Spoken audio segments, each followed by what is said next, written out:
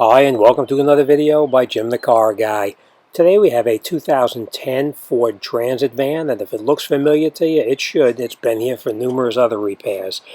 This particular problem we have is that the AC and the heat is not working any longer. It doesn't blow out any air whatsoever, hot or cold. So I'm going to bring you in there. I'm going to show you how to check the blower motor and the blower motor resistor, and then we're going to repair it and get this job done and get it out the door. So let's go inside, let's take a look, and figure out what's going on. Alright, first thing we're going to do is we're going to connect up our power probe, which I already did. We're going to get inside the vehicle over here. And unfortunately today's a lousy day because all the water is dripping off this vehicle, so it's a little bit messy here.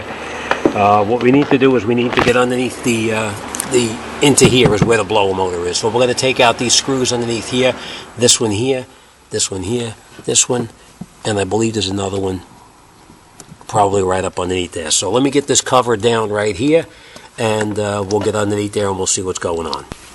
Okay, once we have all the screws out, then we just take this cover here and just relocate that off to the side for now. And this here is our blower motor. Alright, what we're going to do is we're going to connect up our power probe under the hood. We have to turn the key to the on position, which we just did. We're going to go to the controls over here. We're going to turn it on to the highest setting. And then we're going to come down underneath here with our test light. And we're going to check to see if we have power and ground. We have ground right here.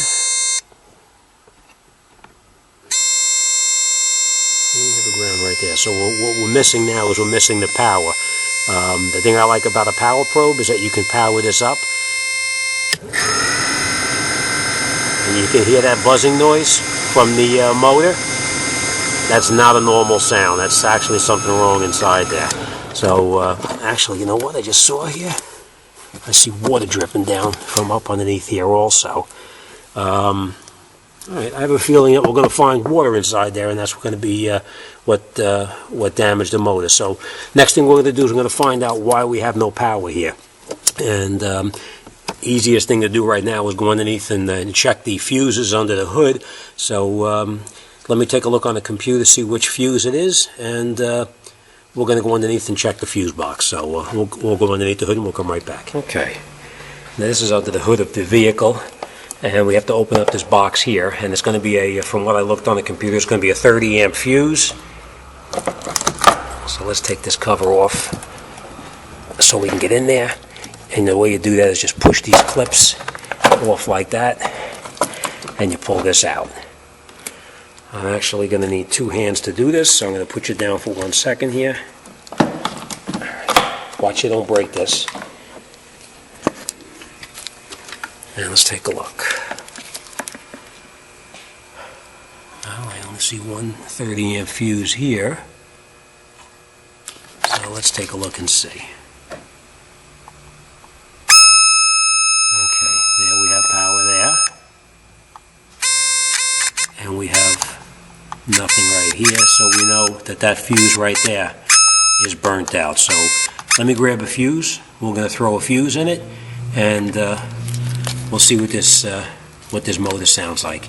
This fuse just pulls right out. I'm actually cheating. Instead of going and getting a pair of pliers to pull it out, we're just going to pull this out of here.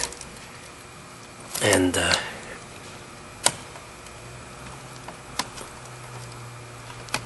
we're going to grab a new fuse, and we'll throw it in there and see. And you can see it's kind of burnt inside there. So let me grab a new fuse and we'll throw it in and let's see what happens.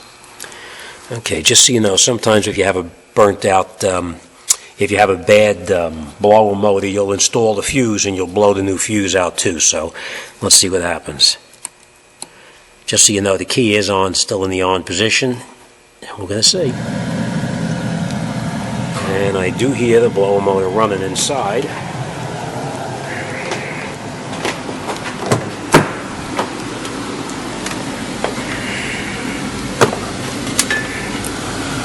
Well, the blower motor is running. It was making a buzzing noise before. It's not buzzing right now. So we're going to change this blower motor because I did see water dripping out of it. We're going to find out what's going on with that. So let's pull this motor out, and we're going to grab a new one, and we're going to replace it with the new one.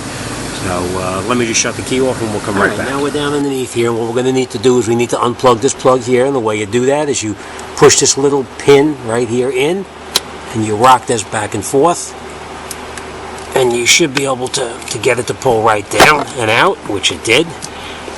There's a couple of screws underneath the bottom right here. We have to take these screws out, but we need to remove this piece right here too. I know it's a little dark underneath here, hard to see, but we need to remove this piece here because this is actually directly underneath the motor. So we need to take out a screw up in here. It's a Phillips head screwdriver. So we're going to take that screw out so we can remove this out of the way. And then we're going to take out the 3 screws underneath the motor and remove it. So the screw that we need to take out is actually right up underneath here. So I'm going to try to get in there and get that out. Let's remove the glove compartment. See what it looks like. We take the glove box like this, and you push in on this corner here, and this corner here. I know it's a little bit tough, but push these 2 corners in like that. Pull the glove box down, and then you can pull the glove box out, and it comes right out. This glove box actually comes out fairly easy because it's actually just in these pieces right here. The screw we need to take out is actually down inside there.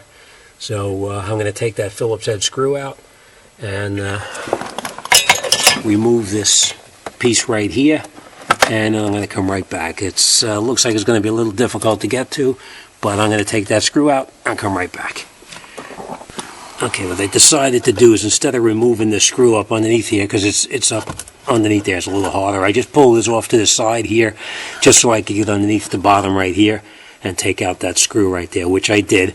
I'm going to remove this screw here and 1 more screw in the back, and then we're going to pull that blower motor out. So I don't know if you're going to be able to see what I'm doing, but let's give it a shot and see. You can't even see the back screw underneath there, so you're going to need a mirror or just go by feel and take out the 3 screws, and we'll pull the motor down.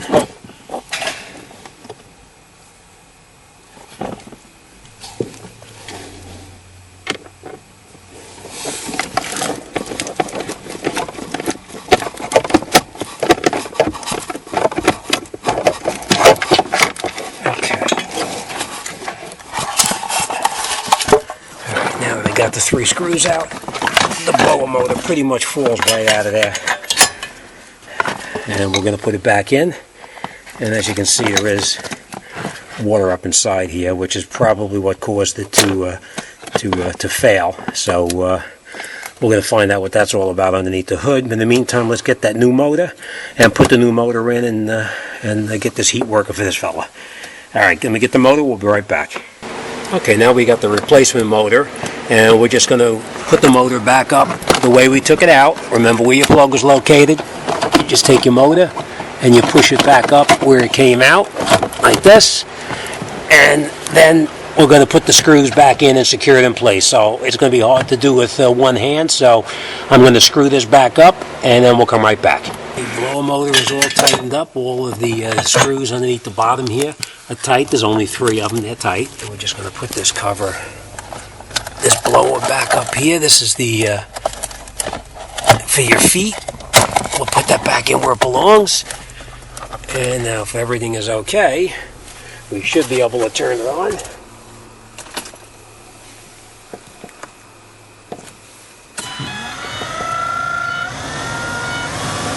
And all the fan speeds work. Nice and quiet. And it sounds good. Thanks for watching. See you on the next one.